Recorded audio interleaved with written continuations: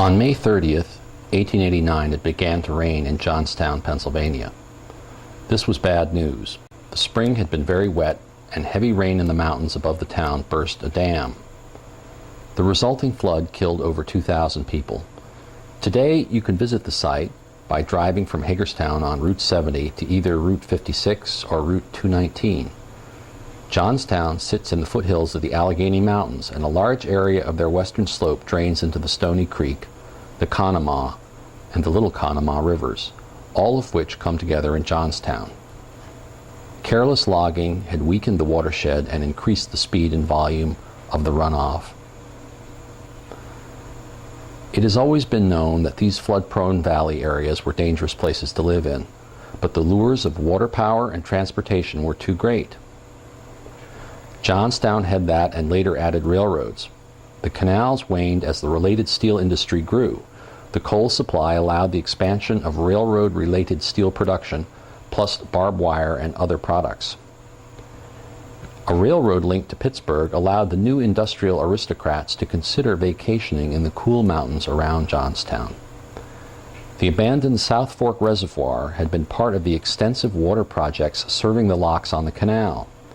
It seemed perfect for an exclusive resort and, with some repairs, would permit boating and the newly popular leisure activity of sport fishing. The original dam had been constructed carefully. 1. Large stones had been placed on the face to secure the packed earth. 2. A spillway at the side allowed the pressure of excess water to be diverted from the dam. 3. A drain in the lake allowed control of the water level through 4, a series of drain pipes at the base which could be opened, lowering the lake for repairs to the dam. Unfortunately, these features had been seriously compromised. The drain system had been abandoned and the pipes removed. The repairs effected by the new South Fork Fishing and Hunting Club of Pittsburgh did not help. The top of the dam was lowered to allow carriages to drive across. The spillway was not maintained, and a wire mesh screen was installed around it to keep the valuable fish with which the lake was stocked. The frivolous and unregulated manner in which this project was pursued led to a horrible disaster, vividly portrayed by the media of the time. The issues of unchecked private power and environmental damage are with us today. A lot of the town has been given over to the industry of commemorating the disaster. Many of the victims are buried here in this cemetery.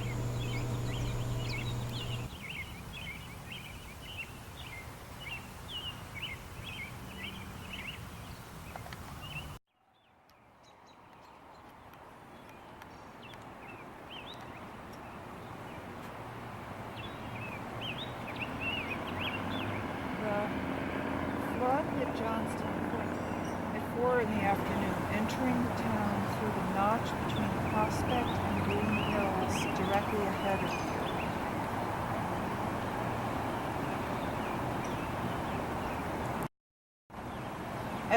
Eyewitnesses estimated the wave to be 37 feet high at its crest as it entered Johnstown, a mountain of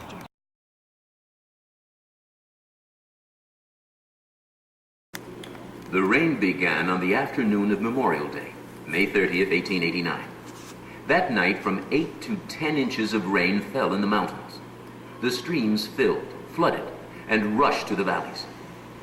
By the morning of May 31st, Lake Conemaugh, the man-made lake in the mountains, was rising higher and higher, backing up into the woodland streams.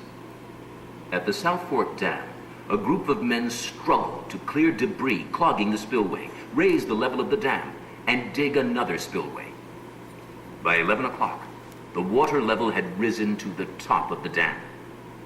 The young engineer, John Park, rode to South Fork to telegraph a warning to Johnstown.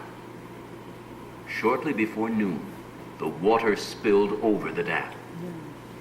At 2:45 p.m., Johnstown received the last of 3 telegraphed warnings.